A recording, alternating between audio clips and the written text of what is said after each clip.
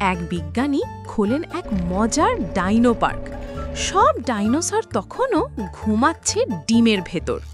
তিনি ডিমগুলো ফ্রিজে রেখে চা বানাতে গিয়েছিলেন, কিন্তু ভুল করে চায়ের কাপে ফ্রিজে ডিম বসিয়ে দিলেন মাইক্রোওয়েভ। হঠাৎ ডিম থেকে বেরিয়ে এলো একটা অদ্ভুত ডাইনোসর, চোখে সানগ্লাস, গলায় তোয়ালে, হাতে মোবাইল, আর বলে, বিজ্ঞানী, এত গরমে তো পিকনিক মনে হচ্ছে।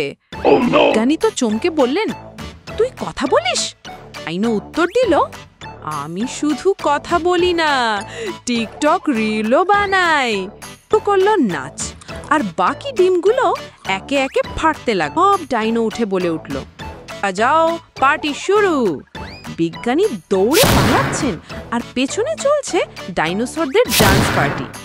পার্ক না, এটা তো ডাইনো ডিস্কো।